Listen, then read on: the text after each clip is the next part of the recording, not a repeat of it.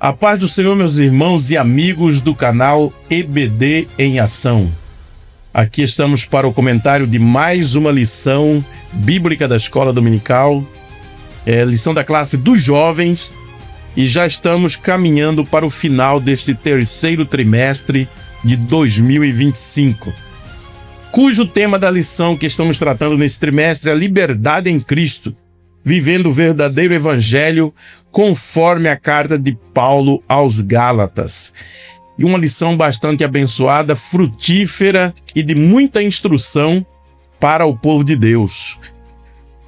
A 12ª lição, que é de hoje, cujo tema é: o que você semear, ceifará.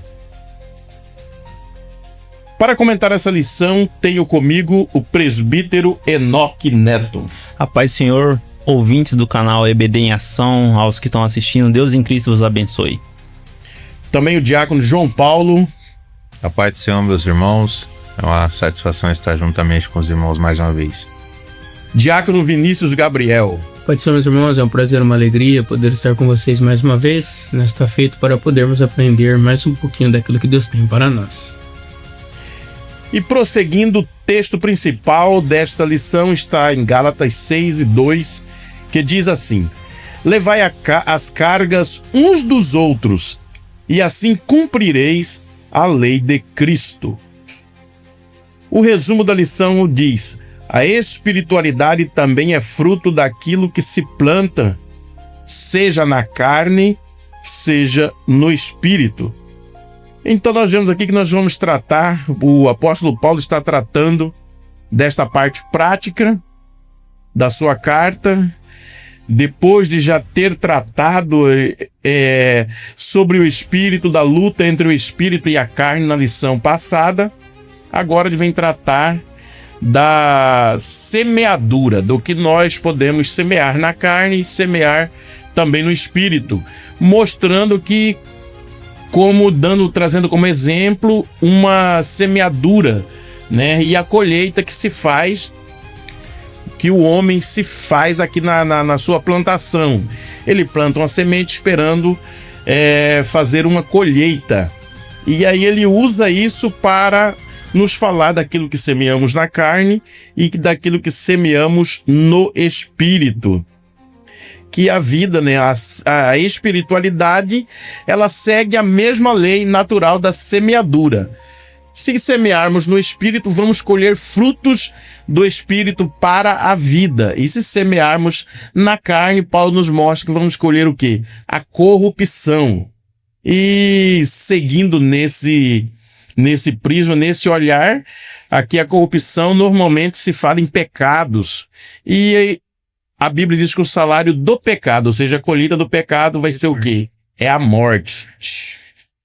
Na introdução, Paulo ele destaca, dizendo, para isso, ele destaca os seguintes pontos.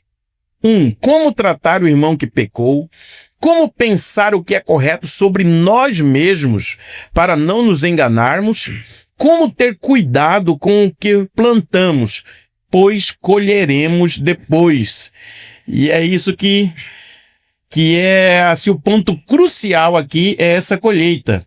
Uma vez que quando o semeador está plantando ali uma horta, uma roça, ele sabe o que ele está plantando.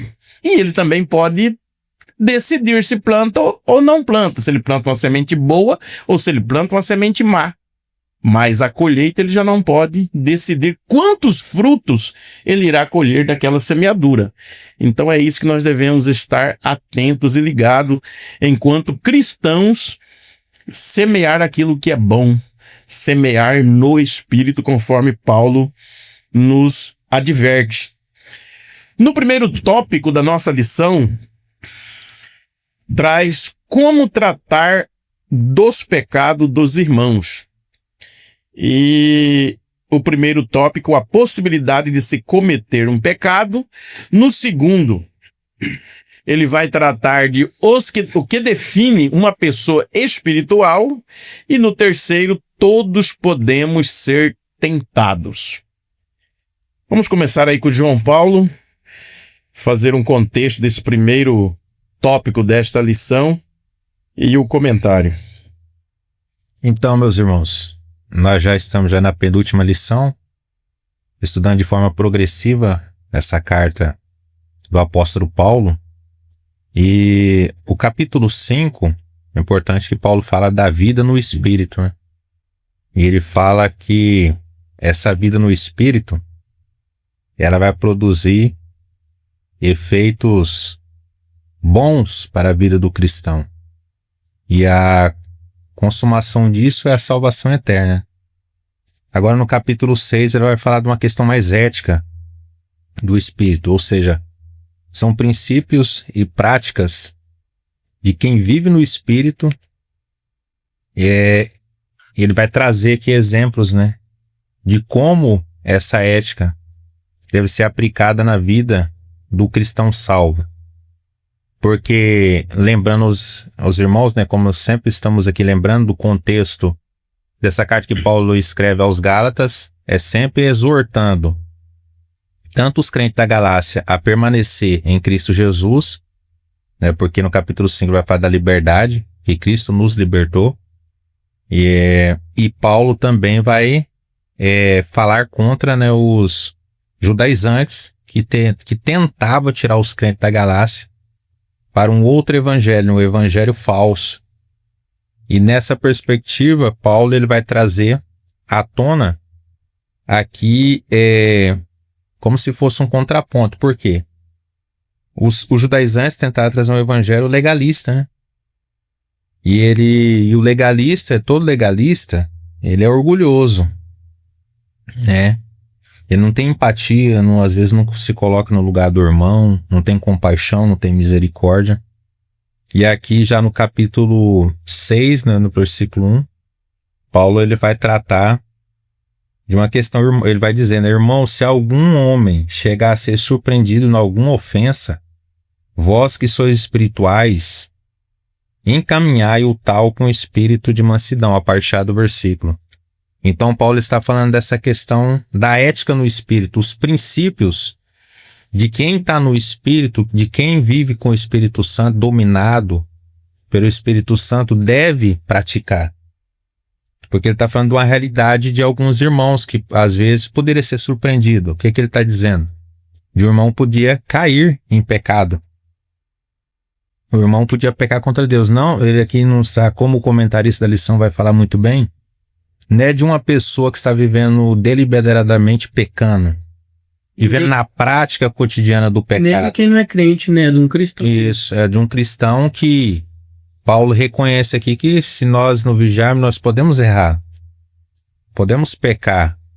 Mas aqui Paulo está falando, aí que ele fala da ética do Espírito. Vós que sois espirituais, que produz fruto no Espírito. Isso, que está vivendo no Espírito, que tem esses princípios, né, do Espírito Santo, vocês devem encaminhar o tal com o espírito de mansidão.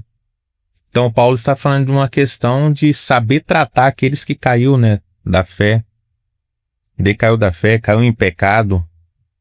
E um comentário aqui, por exemplo, só para fechar aqui para os irmãos também comentar, no original, essa palavra grega é parapitoma, essa falta aqui, né? E significa literalmente pisar fora do caminho. Então, ou seja, alguém que está no caminho, mas às vezes pisa em falsa, né? Pisa em falso no caminho, pode sair às vezes fora do caminho. Então a gente tem que saber, como um crente espiritual, não ficar acusando, né? Porque a realidade nós sabemos muito bem, né? Historicamente. Quando alguém peca, ainda mais quando alguém tem uma posição, né, muito grande, uma posição de responsabilidade, às vezes ele é visado, né, na igreja. Crítica é conhecido, aí a pessoa, aquele fulano de tal lá caiu. Gente, porrada. Já começa a meter pedra. E o Paulo, ele traz aqui a palavra surpreendido, né? Alguém ser surpreendido, igual você colocou um pouco. Não é um pecador contumaz. É alguém que foi surpreendido por algum pecado. Porque o pecado, ele é o quê? O pecado, ele é um laço. Ele é uma armadilha, uma artimanha, né? E que o diabo, ele prepara e todos nós estamos sujeitos. a ser... E é esse tal que devemos ser tratados com espírito de mansidão. Até porque ele vai estar ali dentro de uma coisa para ser restaurado, né? Interessante também aqui é a possibilidade, né? Esse tópico aí. A possibilidade de se cometer um pecado, né? Porque desde da inclinação lá de Adão e Eva, a humanidade passou a ter essa inclinação ao pecado, né? E não é que a gente é obrigado a pecar, mas que nós temos essa inclinação para o pecado, né? Porque nós temos essa natureza. Mas, assim, Paulo ele está dizendo que ele reconhece que todos nós estamos sujeitos a tropeços, e com isso, ele não está falando se alguém vai cair. Ele está falando quando alguém vai cair, né? Está falando quando alguém cair. Não se trata de alguém que vive no erro intencionalmente. Mas um ponto ali que aconteceu, como o Natanael falou. E é isso que ele está dizendo, que a igreja deve estar preparada para esse tipo de situação. Não, a gente não pode escandalizar de forma, podemos dizer, hipócrita, né? Mas a gente deve reconhecer ali que ele precisa de uma ajuda, porque todos nós somos pecadores e nós precisamos da graça de Deus. Antes, a lição anterior falava da liberdade, né? Nós somos livres, mas nós temos essa tendência de cair ao pecado. Mas seguindo com a ajuda dos irmãos da igreja, a igreja tem que ter essa preparação para ajudar um irmão, né? Só corroborando, né, com o que vocês falaram, nós estamos falando de crentes, né, os irmãos que caem, e nós temos que saber lidar, né, saber tratar o irmão. Tem irmãos que têm certos tipos de fraquezas, né, em alguns tipos de pecados. Tem irmãos que têm facilidade, por exemplo, para mentir, né, mente demais. Aí tem até estudos, né, que diz que a pessoa ela tem ali uma doença que é a mitomínia, né, que é uma pessoa que mente compulsivamente, sem ser algo intencional. Ela mente porque só mentiu. Depois ela, meu Deus, eu menti. Percebe. Mas nem percebe, porque não são todos, né? Agora vai aparecer um monte de mentiroso aí. Mas não são todos. Mas então, tem a possibilidade de nós também cairmos, né? Pecarmos a qualquer momento, se não vigiarmos. Mas quando isso acontecer, se isso de fato vier a acontecer, nós temos que fazer o que o apóstolo Paulo está ensinando aqui, né? Saber lidar. E os crentes legalistas, porque existe cristão legalista hoje, no nosso meio, eu acredito que é o que mais tem. Porque você vê irmãos que caem, principalmente pastores, né, que é de renome, que caem, né, pisa, como o próprio significado da palavra que o João mencionou, pisou fora do caminho, resvalou o pé pro lado de fora, quase, né, caiu lá do lado do muro, pro outro lado do muro, mas decidiu voltar, né, retroceder, falou, não, eu errei aqui, então vou voltar onde eu errei, vamos junto. Aí a igreja não sabe trabalhar isso. Aí o cristão legalista, ele não precisa nem saber se de fato o irmão caiu. Ele só ouve boatos, né? De que o irmão... o irmão ali, você ficou sabendo, o irmão caiu. Mas então nem colocou o caso na igreja, ninguém sabendo de nada. Não, caiu, irmão, o jeito que ele tá na igreja. Não tá vindo nos cultos, não vem não sei na onde, não participa de ensaio.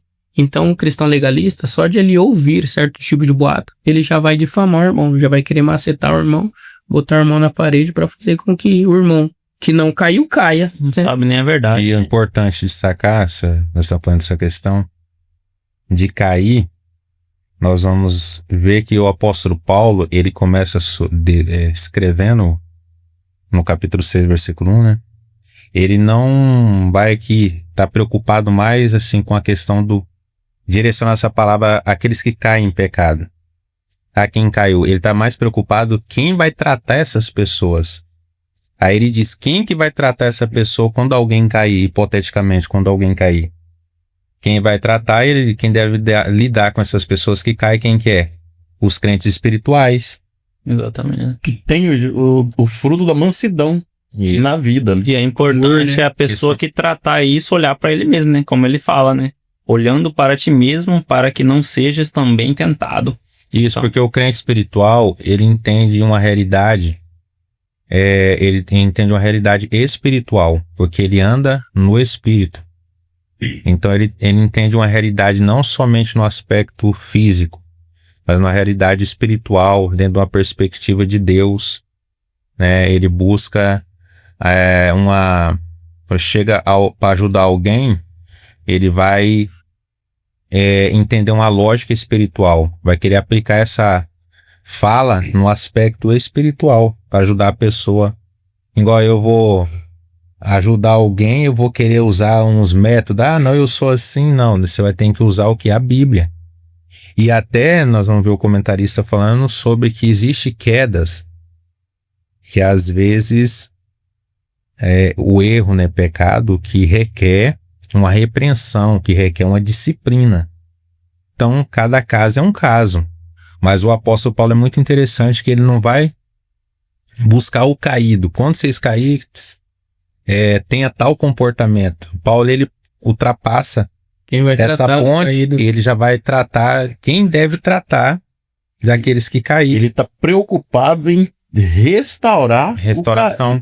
Quem vai estar esperando o irmão cair? Ele não está preocupado aqui nesse contexto, como o pastor Alexandre Coelho descreve, ele faz a comparação com o membro, né? Se você tem um membro do seu corpo ferido, a primeira coisa que você faz é tentar restaurar esse membro. Você não já vai direto, o doutor machuquei, não, já corta ele aí, joga ele fora que ele não me serve mais. É um processo, né? Você vai tratar dele, vai ter um processo. No caso, uma amputação em último caso, é a última consequência para não acabar com o restante do corpo. E tem alguns casos que quando tá cicatrizando, se você não se cuidar, a ferida abre de novo, né? Então, por isso essa preocupação do Paulo com quem iria tratar, que devia ser o quê? Os crentes, os irmãos espirituais, e não os carnais. E nessa parte da restauração que você falou, colocar de volta no lugar, né? Por igual, o exemplo é Jesus, né? O exemplo é Pedro. Ele negou ali Jesus 3 vezes. Foi um pecado ali grave, né? Mas Jesus restaurou ele. Lá em João 21, do 15 a 19, vemos que Cristo restaura ele. E dá ainda a ele uma missão de apacentar ovelhas. Olha como que Jesus é, né? Além de restaurar, ainda dá uma missão pro pecador. Então, dentro dessa aplicação, já nesse subtópico aqui, às vezes muitas pessoas não confessam seus pecados por causa das pedradas também, né? É claro que não estamos defendendo aqui ninguém esconder pecado. Mas muitas pessoas às vezes têm medo de confessar por causa das pedradas que ele vai receber, né? E vai jogar o nome na lama e tal, mas aí nós temos que aprender. É claro que não foi um arrependimento total, mas nós podemos tirar algumas lições da queda de Davi, né? Davi, ele teve erro grave, né? E só que depois e mais tarde ele vai realmente... Depois que Deus fala com ele, usa o profeta, ele vai escrever o Salmo 51, né? Não me lances fora da tua presença, não retire de mim o teu Santo Espírito. Então nós devemos entender saber quem deve tratar certas pessoas. Às vezes, se você não consegue tratar de uma pessoa que caiu, é melhor você ficar quieto na sua e recorrer a alguém, né? Recorrer a alguém que esteja mais preparado espiritualmente para poder tratar, né, de algum irmão que caiu em pecado, que saiu fora do caminho. É por isso que o jovem que se encontrar em alguma situação dessa, ele deve de procurar uma liderança, o pastor, a sua liderança, um obreiro da igreja, sempre buscar alguém que tenha uma vida espiritual, e não buscar qualquer um para passar os seus problemas, a sua dificuldade, que às vezes ele pode estar nessa situação de querer ser restaurado, ele cair na mão de um carnal e que vai deixar a situação dele mais difícil. Então, sempre buscar ajuda da sua liderança, dos obreiros, do pastor da igreja, das pessoas que são espirituais. O subponto 2 já diz: o que define uma pessoa espiritual, Vinícius? Então, quando eu me deparei com essa lição, né, para ler, eu achei ela muito interessante, porque hoje em dia, né, nas nossas denominações, os irmãos, né, que são mais antigos ou leigos, eles definem uma pessoa espiritual pelo tanto que ela fala em mistério, né, pelo jeito que ela se comporta dentro da igreja.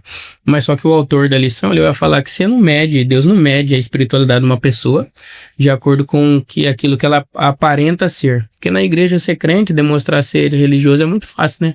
Os fariseus faziam isso, né? E os fariseus faziam isso tão veementemente que os gentios olhavam para eles e falavam, meu Deus, eu não sou crente não, né? Do jeito que os fariseus agiam. Então, ser espiritual não é esse tipo de pessoa. O autor ele vai dizer que uma pessoa que é espiritual, ela serve para poder restaurar a vida daquele pecador, né, que caiu. É claro que quem faz todo o trabalho é Cristo Jesus, né, o Espírito Santo que convence a pessoa e ela tem que confessar, né, porque a Bíblia diz que aquele que confessa e deixa, essa pessoa ela vai alcançar a misericórdia, mas há necessidade de um crente espiritual para poder saber lidar com esse processo, porque o mais doloroso é o processo. Então, o crente espiritual, como que seria esse crente espiritual? Ele procuraria restaurar o irmão em amor, né? Já o legalista, ele ia explorar esse irmão que caiu, porque o crente legalista ele faz isso, né? Ele ouve você ali, dá um migué que está te ouvindo, mas quando pensa que não, ele já tá falando para todo mundo, né? Olha lá, o irmão, tá vendo? Meu Deus, era crentão, vinha no culto todo dia, tava nas orações, tava em tudo e caiu, e eu tô aqui, vendo no culto só no domingo e tô aqui. Então, esse tipo de pessoa não é um crente espiritual. E o importante que o Enoque pontuou que sobre a questão de colocar no lugar, não é? Alguma coisa assim que você falou no início. Restaurar. O termo aí é isso mesmo, é corrigir e que é traduzido por restaurar. E nesse contexto ele vai significar reparar ou consertar uma rede ou um osso fraturado. É isso que um crente espiritual faz com um crente que caiu, né? Que se o seu pé escorregou de alguma forma, ele acabou caindo ali pecando contra o Senhor Jesus. Então, o fiel que pecou, tem um teólogo, né, que escreveu a respeito dessa lição, no seu subsídio ele diz que o crente que pecou, que caiu, né, que resvalou ali o seu pé e caiu, ele é como esse osso fraturado, né? Ele precisa ser tratado. Então, um osso que é fraturado, todos vocês sabem que é um processo muito doloroso, né? A pessoa tem que puxar o osso ali pro lugar, botar alguns ferros, né? Porque às vezes o osso para encaixar ali é meio demorado, ainda mais se a pessoa for velha, né? O osso às vezes não gruda e precisa colocar um ferro, botar porca, né? Isso, fazer um monte de trabalheira. E a pessoa tem que ficar um bom tempo parada com a perna. Muito cuidado. Muito cuidado, muito cuidado. Porque qualquer coisa, não só no processo em si, mas a pessoa, eu tentei restaurar a pessoa, ela tá restaurada tudinho, tranquilo. Foi no médico, o médico falou que só fraturou o osso, botou o osso no lugar, colocou os ferros, agora tem que ficar parado. Não é simplesmente só isso. Porque se a pessoa, ela mover de alguma forma errada e a pessoa que tá cuidando dessa outra que fraturou o osso não estiver atenta, pode ser que cause alguma inflamação, né, no processo. Então, assim funciona com um crente que caiu também. Então, aí nessa linguagem sua, partindo desse prisma, vamos ver que o crente espiritual é uma espécie de um médico, como se fosse um médico, para tratar uma ferida. Não pode ser qualquer um. Isso. Tem que ter um preparo. Eu também pensei isso quando ele estava falando. O médico tem uma formação, tem todo um período que ele estudou, que ele se preparou. O enfermeiro também. E por que para restaurar espiritual é de qualquer jeito? Não pode ser os carnais, tem que ser o espiritual que tem uma vida no espírito para poder fazer essa restauração, conseguir tratar esse crente e restaurar ele de volta ao seio da igreja, ao seio da comunhão com Cristo. Isso mesmo. E quando Paulo fala aí, vós que sois espirituais, ele não tá falando apenas ali da pessoa que ela é perfeita ali, ela tá só ali, não é porque ninguém é perfeito, né? É uma pessoa, ele tá falando dos crentes que andam pelo Espírito. A pessoa, ela tem uma vida pautada no Espírito, como ele falou. Uma pessoa que está preparada, como um médico, como um cirurgião, né? Uma pessoa que está preparada. Mas veja bem, a espiritualidade aqui, quando ele fala, a verdadeira mesmo espiritualidade, ela não se mede só ali na relação com Deus, só nisso, não é só nisso, mas é também com as consequências de se relacionar com Deus. Que, por exemplo, se você tem uma boa relação com Deus, está andando no Espírito, você automaticamente vai ter os frutos, né? Você vai amar os outros, vai amar as criaturas de Deus. Então, amando as criaturas de Deus, você está andando pelo Espírito, e isso mostra que você é um crente preparado, porque sabe lidar com as situações. Além de estar andando no Espírito, você tem que estar preparado, porque você está mexendo ali com as pessoas, né? E pessoas hoje em dia não são fáceis de lidar, né? Com As certeza. pessoas hoje em dia são difíceis, mas o melhor é que quem ama a Deus, acima de tudo, ama todas as suas criaturas. Então essa pessoa, ela sabe lidar com o emocional de outras pessoas, sabe lidar com o evento futuro que pode acontecer com seus familiares, seus amigos, pessoas jovens da igreja, né? Então esse daí já é um mandamento também.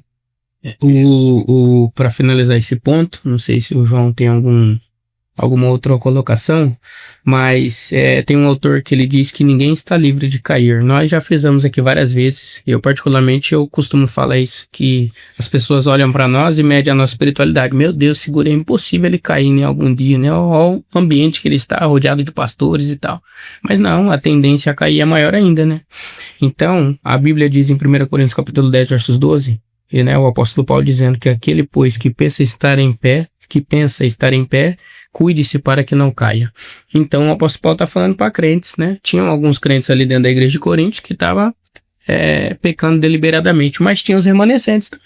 Então o apóstolo Paulo vai escrever essa carta e esse texto mostrando para eles que os crentes que não caíram, né, vigiaram, conseguiram ali vencer as tentações da vida por algum momento, né, da sua trajetória cristã, ele tem que vigiar que qualquer momento da vida a sua fé, a sua espiritualidade, ela tem altos e baixos, né? Quando nós estamos passando por adversidades, a nossa fé às vezes fica fraquinha, né? Nós paramos de cultuar, então nós acabamos ficando fracos, e é essa hora que o inimigo vem botar os laços, as armadilhas, e é nesse momento que nós vamos cair, se nós não estivermos vigiando e atento. Eu quero só fechar aqui sobre o Esse aí já no ponto 3, já tá dentro do terceiro aí. Isso é a questão da realidade espiritual. O apóstolo Paulo, ele escreve à igreja de Corinto, 1 Coríntios capítulo 2, versículo 14, ele diz: ora, o homem natural não compreende as coisas do Espírito de Deus, porque lhe parecem loucura e não pode entendê-la, porque ela se discerne espiritualmente. Aí ele diz no verso 15, mas o que é espiritual discerne bem tudo, e ele de ninguém é discernido, porque quem conheceu a mente do Senhor para que possa instruí-lo, mas nós temos a mente de Cristo. Então ele fala dessa realidade, né? O homem espiritual, ele discerne bem tudo, porém o homem carnal não consegue discernir as coisas espirituais. Então, porque ele vê só numa realidade, numa lógica carnal, numa lógica física, numa lógica humana. Porém o homem espiritual, como o Paulo está falando aqui, entende as coisas dentro de uma perspectiva do Espírito Santo. Igual vai ajudar alguém que está caído, que saiu fora do caminho. Por isso que ele não pode agir de forma soberba. Você fez isso. Cara, você não pode fazer isso, apontar o dedo, porque você também é frágil. Está sujeito. Você também está sujeito a cair. Então por isso você tem que ir por uma lógica da humildade do Espírito Santo e dentro de uma capacitação, porque você tendo o homem espiritual, ele tem o que? Ele vai sempre orar para os princípios, né, da Bíblia, os princípios do Espírito Santo. E a base principal da linguagem do Espírito Santo é a doçura, né, do amor. Né? Ele vai exortar ou vai ajudar alguém usando o quê? O amor. A paz é o amor. Dentro desse contexto aí de que podemos dizer então que ninguém está imune à tentação, ninguém está imune à queda. Ninguém, que eu digo cristão que está em Cristo, está. E isso nós vemos muitas vezes. Isso aí fica mais difícil e visível e até escandalosa essa situação quando no seio da igreja o cristão às vezes vê uma situação, acontece alguma situação com ele, ele vai na onde desabafar nas redes sociais, né? E às vezes ele vai lá, fala, comenta, fala de alguém, critica, e aí de repente alguém descobre alguma coisa dele, pega aquilo dele e lança nas redes sociais também. Pior ainda. Como nós temos visto isso acontecer. Verdade. Alguém tá ali descendo, vamos dizer assim, a lenha em alguém, e ele esquecendo que ele também tem uma vidraça, né? E aí de repente é ele que está lá, estampado nas páginas das redes sociais. Esse é interessante, porque nós sabemos que nós fomos já perdoados. A gente tinha uma vida de pecado, Aí, igual antes, os judaizantes lá incrementaram tudo aquilo lá. Paulo trouxe a liberdade. Eles estavam ali com a liberdade em Cristo Jesus. Mas depois eles ficaram sabendo, ó, a gente já estava preso ali, a gente já teve essa vida de pecado, agora nós estamos livres. Mas eles sabem ainda que podem ser tentados ainda. E com isso, acontece que eles não podem responder com condenação aos outros, porque eles sabem que eles podem ser tentados também. E quando a gente corrige o erro dos outros, a gente deve considerar a nós mesmos também, porque a gente carrega a mesma natureza corrupta e estamos sujeitos às mesmas tentações. Mas assim, tem gente que se acha fortão, se acha o bambambam, e grita, não peco não, tô aqui em cima. Só que aí, um exemplo de um cara que era federal ali era o Pedro, né? Pedro, ele negou Jesus ali sob pressão 3 vezes. Eu já havia falado isso, mas é um exemplo prático disso aí. Pedro, um seguidor, o cara mais próximo ali também de Jesus, ele estava sempre junto ali com Jesus. Então é assim que é hoje em dia. A pessoa fala, não, tô no caminho, tô firme ali, tô com Jesus, tô íntimo, mas aí ele acaba levando aquilo ali, o ego dele sobe, que não, eu tô íntimo aqui, não peco não. Mas é aí que ele se engana, né? Porque todo mundo é vulnerável hoje em dia ao pecado, só que o pecado hoje em dia a tentação é diferente, né? A tentação, ela é o convite ao pecado. Agora, se você vai pecar, aí é com você, né? Isso é só para finalizar esse ponto, para partirmos para o terceiro tópico, subtópico, né, Nathan? Eu deixo uma frase de John Stott. John Stott fala que nós devemos ser intolerantes com o pecado, não tolerar de forma alguma, mas temos que ser compassivos com o pecador. Então nós temos que saber tratar o nosso irmão, porque da mesma forma, e é o que o João falou muito bem aqui, o irmão cai, e nós costumamos falar, lá, irmão, tá vendo? Por que você caiu, cara? Não sei o que, esculhamba o irmão, sendo que é isso que nós estamos plantando, porque se um dia eu cair, vai ter um que vai fazer essa mesma coisa comigo, e eu vou querer um abraço, vou querer uma ajuda, um aconchego, né? Rapaz, tô aqui para te ajudar, o que foi? Vou ajudar você em oração, né? Te aconselhar, te buscar. Então, aquilo que nós plantamos, igual o João falou, apontando, né? Boicotando o irmão, falando que o irmão não presta, caiu porque não vigiou, não tá nos cultos, não vai no ensaio. Pode ser que isso aconteça comigo, né? Eu plantei aquilo e vou colher isso mesmo. Então, devemos ser e fazer o que John Stott nos ensinou. Amém. Caminhando aí já para o segundo tópico da nossa lição, levai as cargas uns dos outros. Isso aqui também é de suma importância. É muito importante. Nós temos aí 3 subtópicos para trabalharmos. Levai as cargas uns dos outros. Repete aqui o tópico, o subtópico 2. O que você acha de si mesmo? Isso aqui é uma reflexão. E o que é instruído na palavra. Vamos já para o primeiro. Levai as cargas uns dos outros. O que é essa representação de carga aí? Então, como eu disse para os irmãos no início, né? Quando eu me deparei com essa lição ali, eu me vi nessa lição, né? Eu me vi precisando melhorar, né? Na minha forma de lidar com o irmão que cai. Porque na maioria das vezes nós também somos soberbos, né? Orgulhosos, porque nunca pecamos. Assim, pecados que trazem consequências visíveis, como por exemplo, adulteramos, aí 3 meses, né, de disciplina dentro do nosso contexto cristão. Fez outras coisas que envolvem ali uma disciplina de 2 meses, 3 meses, 1 mês dentro do contexto da igreja. E a palavra carga aí, na lição mesmo, o próprio autor coloca que significa baros, né? Barros, alguma coisa assim. Mas só que ele deixa um negócio muito interessante falando que isso não é uma representação de um pecado, né? A carga não é um pecado. Levar a carga uns dos outros. Não é para me levar o pecado do Enoque, por exemplo. Não. Mas é eu levar a pressão que o Enoque está tendo por conta de alguma adversidade da sua vida, provação, ou por conta de uma provação que o autor colocou aí. E no final, né, da lição aí desse tópico que o autor ele pontua, ele diz que quem leva a carga uns dos outros cumpre a lei de Cristo. Então, a lei de Cristo, isso é muito, muito tremendo, né? Então, nós, na maioria das vezes, não temos os mesmos desafios ou lutas. Por exemplo, o João deve estar enfrentando uma luta agora que ele não falou para mim. Natanael, Enoque ou eu mesmo, né? Mas só que há irmãos nas nossas igrejas que passam por situações difíceis, que são cargas mesmos.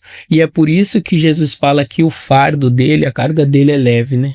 Meu fardo é leve, meu jugo é suave. Então essa carga que Paulo fala aqui, podemos contextualizar para os nossos dias, que dá a ideia de eu colocar o meu ombro amigo e ajudar não que a carga do Enoque é um pecado em si. Isso, eu ajudar ele daquela situação difícil que ele está passando. É eu chegar ali com o ombro amigo para ajudar, me oferecer para ajudar e colocar a mão, né? Não é só a oração aí que cabe nesse momento, cabe a ação. Tem que agir. A ação também. Tem que agir. A questão da carga a questão da dor do irmão tem que doer em você. E aí tem que sentir a dor do próximo. Porque senão você não vive a realidade do amor de Deus dentro do seu coração. E a Bíblia, ela ensina sobre essa sensibilidade, né? Essa empatia. E assim como nós queremos ser compreendidos, nós também devemos nos preocupar com o peso que o outro carrega. E esse peso é o que vocês falaram, é a provação, pode ser um desemprego, um divórcio, um luto, né? Eu vou dar um exemplo prático disso aí, por exemplo, um jovem aí, o jovem aí, cristão, está se envolvendo num relacionamento. Aí, seu relacionamento tá ruim ali, em vez de eu te criticar, eu devo lá te ajudar, falar, senta aqui, quero ouvir o que você está precisando, seus sentimentos, como é que tá. E vou colocar os princípios bíblicos para ele sobre o namoro, a pureza. Então, dar esse ombro amigo para ele, ouvir ele, o que ele tem a dizer, né? E é esse tipo de fardo que a gente deve ajudar o outro, carregar. Isso mesmo, falando da lei de Cristo, John Stott, né? Eu concordo com a expressão de John Stott, que ele disse que a lei de Cristo é amar os outros como ele nos ama. Este foi o novo mandamento que ele nos deu, conforme está em João capítulo 13, versículo 34 e 35. É impressionante que amar ao próximo é levar os fardos um dos outros. Então, se alguém está passando uma luta, você se diz, né? É na aplicação com os jovens, né? Ou os irmãos que vão nos ver esse programa. Esse podcast, se você se diz cristão, um crente espiritual, mas se você vê um irmão com um grande fardo e você não estende a mão para ele, você não coloca o ombro debaixo da carga, você não está amando o seu próximo. Porque se você vê, e às vezes, o que acontece? Pode só ser um agir de Deus para te mostrar uma situação. Ah, não, vou deixar pro próximo, mas Deus está mostrando para você. Como que você vai deixar pro próximo? Vou jogar pro outro. Ah, não, o outro que é amigo dele lá, é mais chegado, mas se Deus está mostrando essa realidade para você. Então, a lei de Cristo, né, é o quê? É amar uns aos outros, é levar o cargo uns dos outros, é levar a carga, o fardo. Às vezes o fardo tá pesado para ele, aí você vai lá, coloca um ombro, mas mais tarde, o tempo pode passar, e às vezes você mesmo pode estar precisando, eu posso estar precisando. Às vezes a carga pode estar muito pesada, mas aí vem o irmão e te ajuda a levar, né, a carga e o nome de Cristo Jesus. Um amor prático, né? É glorificado isso. Então, o grande mandamento, né, que Cristo nos deixou, que é a lei de Cristo, é o amor. É a base, né, central do cristianismo. E o amor, o amor de Deus, não é o amor só de falácia, não é o amor só que de discurso.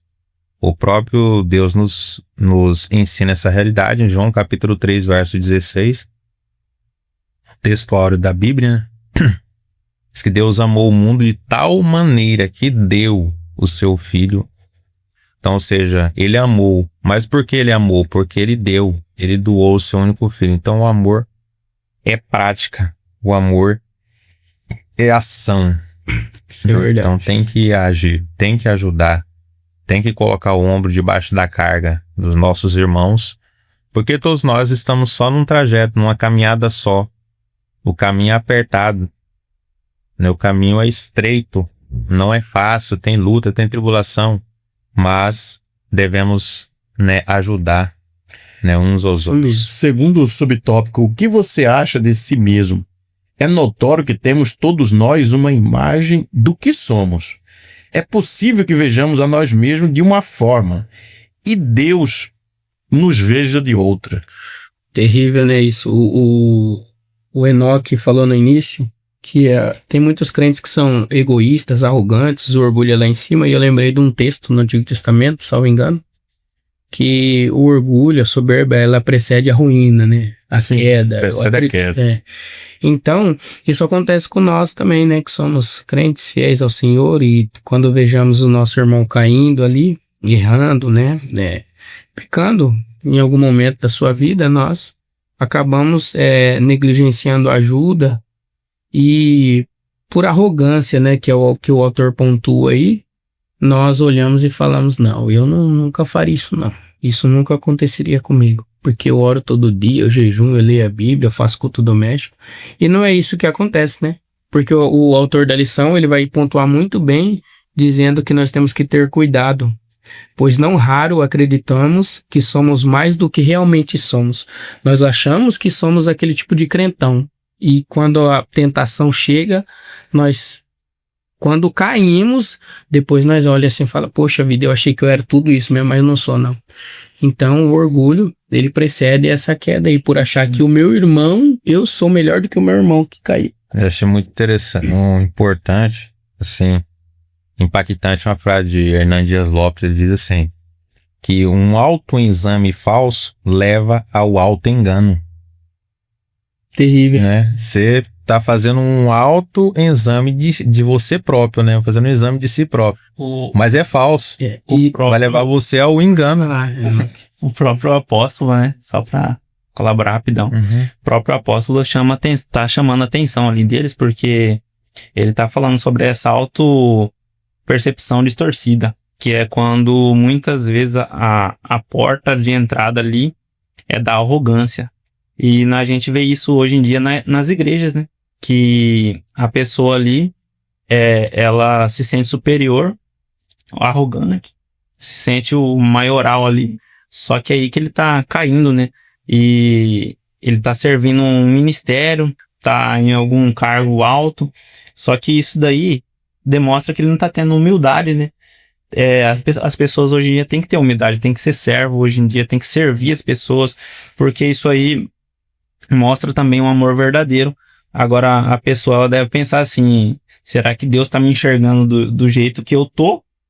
Será que eu tô enxergando do jeito que Deus está me enxergando, né? Porque se a pessoa ela se enxerga uma pessoa autoconfiante demais, que tem essa arrogância, não é como Deus está enxergando ela, né? Porque que a pessoa ela tá enganando ela mesma.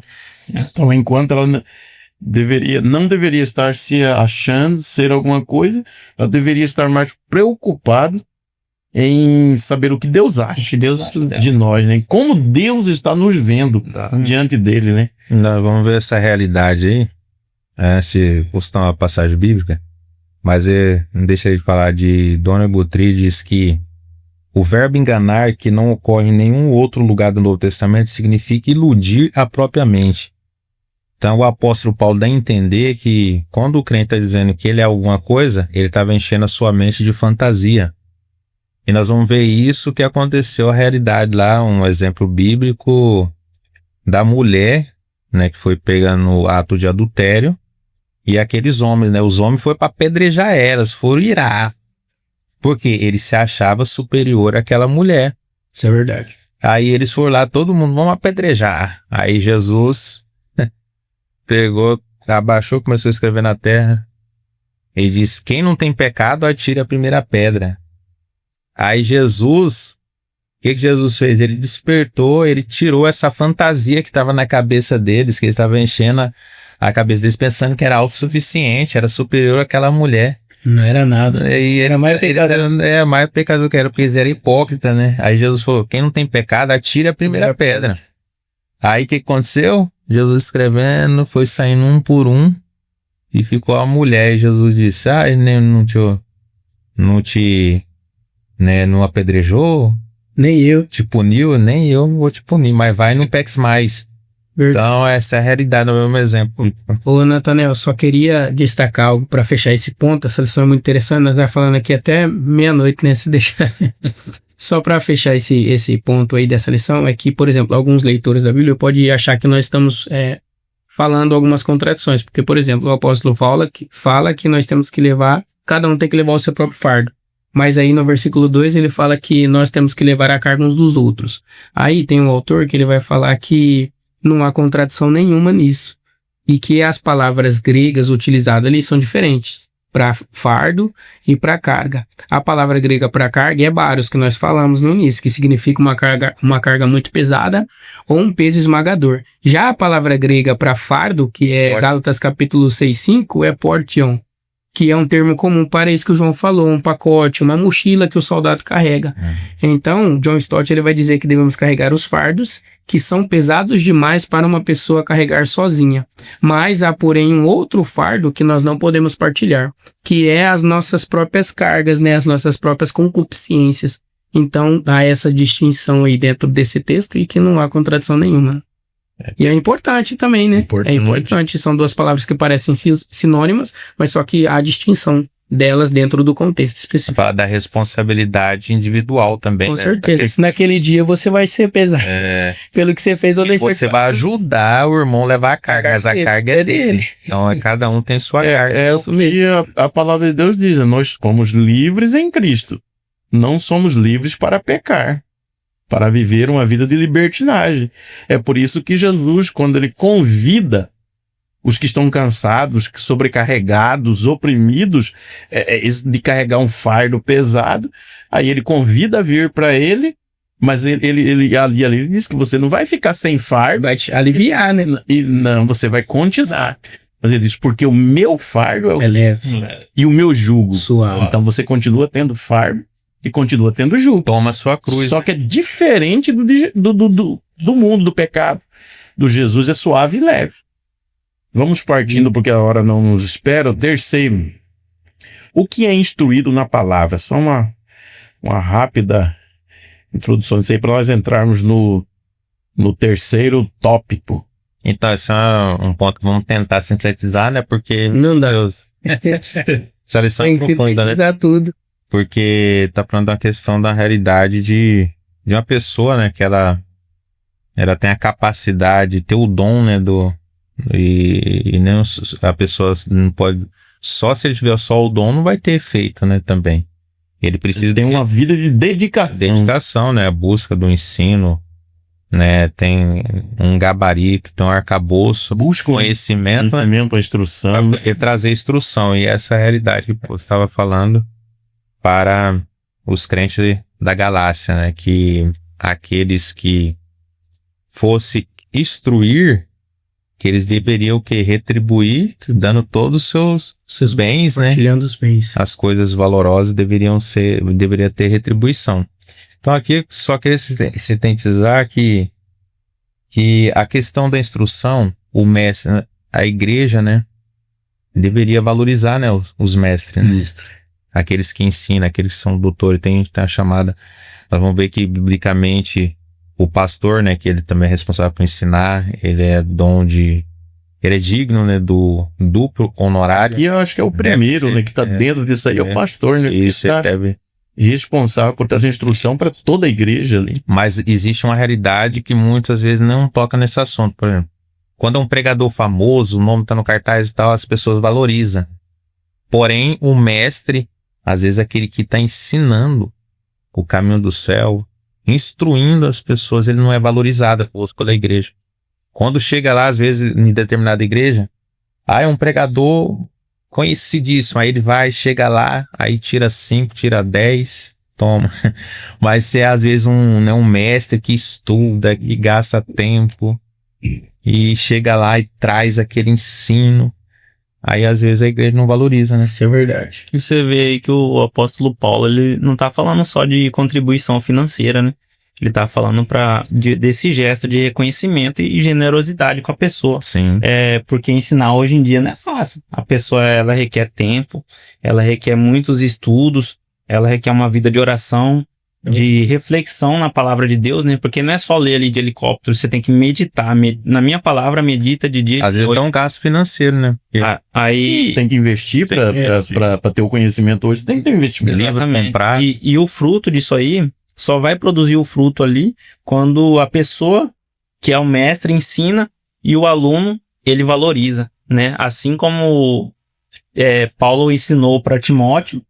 E o que aconteceu? Timóteo agiu com fidelidade com Paulo, né? Ele retribuiu isso, foi generoso, ajudou até nos últimos momentos ali, levou a capa dele, né? Livros, os pergaminhos. Então, é isso. Só para contribuir, para fechar esse ponto, um autor, ele diz que espera-se dos membros de uma congregação, aqueles que estão recebendo instruções, como o João colocou aqui, por exemplo, dos seus pastores, etc., que os seus liderados apoiem esses líderes.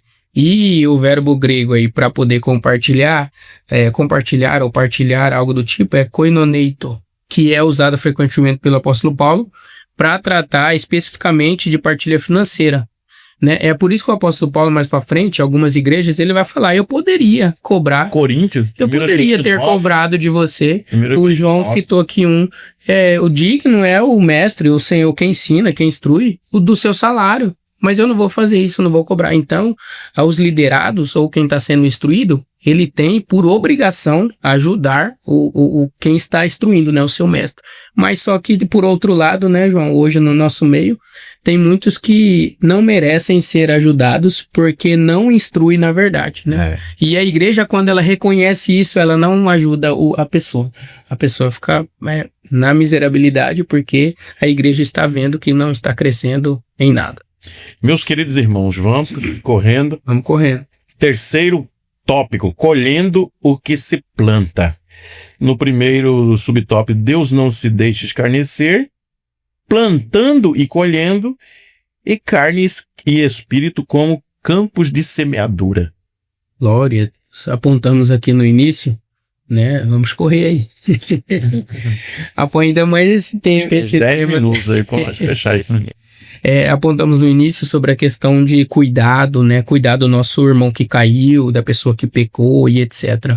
E isso é uma forma de plantar o bem, né? Acabamos de falar a respeito do irmão que contribui financeiramente, partilhando os bens, aquilo que ele tem, para ajudar quem está instruindo, né? Esse seu mestre, etc. Então, tudo isso que nós estamos fazendo é uma forma de semear, de plantar.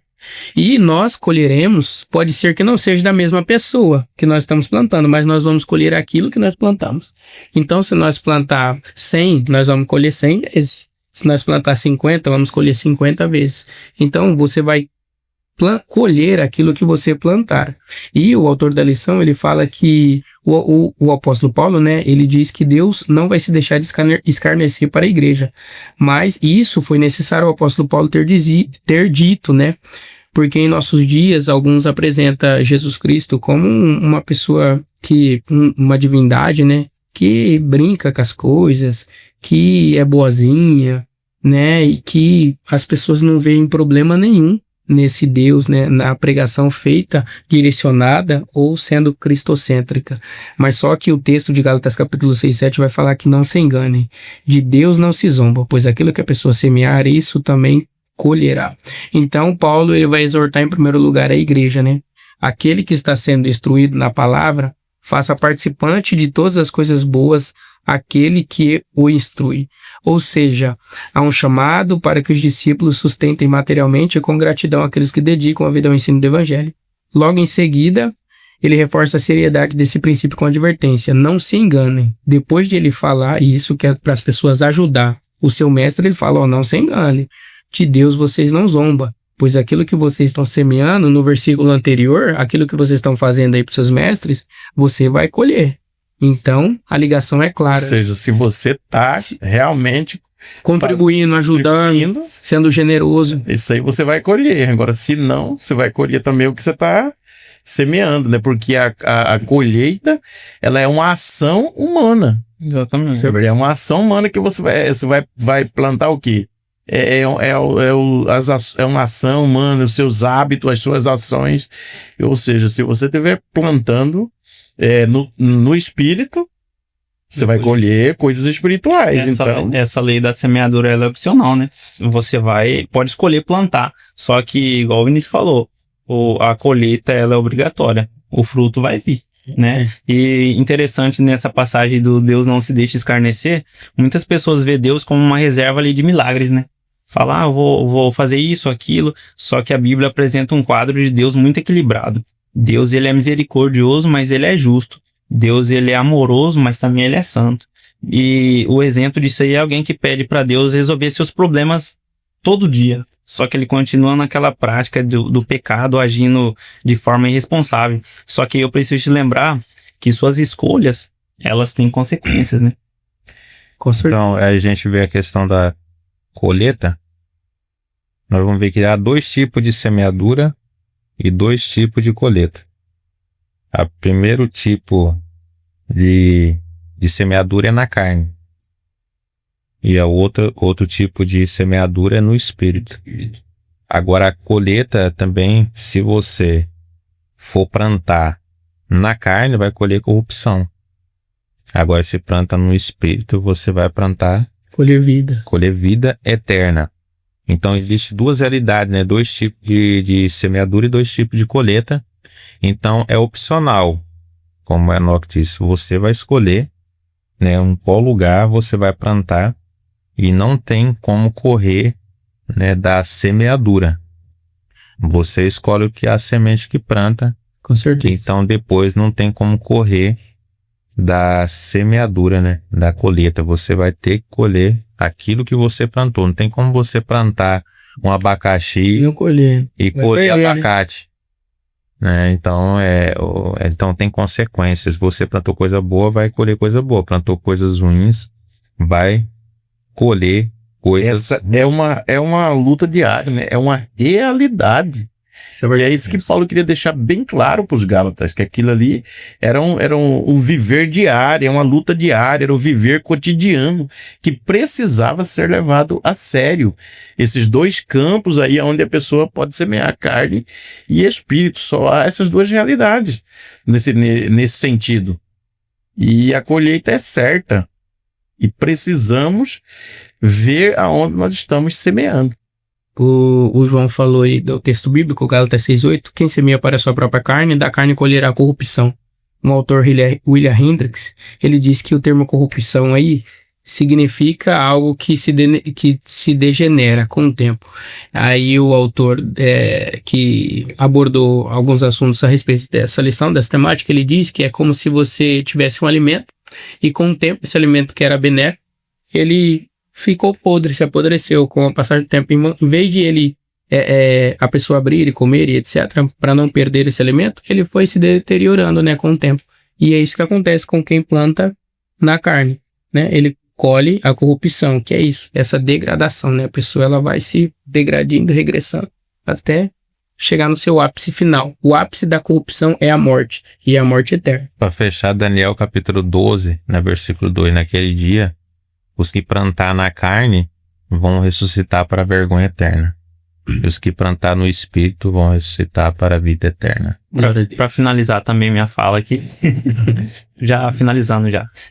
A gente não basta a gente conhecer as obras da carne e o fruto do espírito. É preciso a gente decidir onde nós vamos semear, porque... Diariamente, semear diariamente, essa é uma palavra correta, porque todos os dias nós passamos algo, né, e mexe com o nosso espiritual também, e a gente deve decidir qual campo nós vamos semear, porque às vezes o resultado ele não é imediato, mas quando o resultado vem e a gente está semeando no espírito, ele vem com uma coisa boa pra gente, uma coisa de Deus, igual Noé, um exemplo vivo disso aí. Noé, ele decidiu semear no espírito. O que aconteceu com ele? Deus preservou sua família, trouxe bênçãos, e esse foi um resultado maravilhoso, né? Glória a Deus. Essa questão que você falou que não é imediata é a plantação. Você planta aí um arroz, milho, rapidinho, você tá colhendo. Tem 3 meses. Mas já outro tipo de fruto que você vai colher depois de 1 ano, 2 anos. É a temporada, né? 10 anos para você começar a colher. E a colheita não é uma só, ela vai longe, né? Então devemos sim disso, né? Observar e estarmos atentos e vigilantes fazer uma autoanálise, uma reflexão do que nós estamos plantando. É verdade. E quem plantou a corrupção, o pecado, ainda está em tempo de se consertar diante de Deus e mudar o campo da sua semeadura. Se você estava semeando apenas no campo da carne, vai colher a corrupção, vai ter as consequências da sua colheita, mas ainda é tempo de mudar o campo da semeadura e passar a semear no Espírito para colher a vida. Amém. Vamos ficando por aqui, agradecemos o irmão Jabes, que está conosco, produtor. Jabes, nosso produtor. Canal EBD em Ação, na pessoa do pastor Gesiel Costa, e também a todos nós, os irmãos que nos ouvem, e o Triplo C, como é que fica aí para os irmãos? Que não Curta. Comenta. E compartilha. E que Deus em Cristo nos abençoe. Até a próxima. também.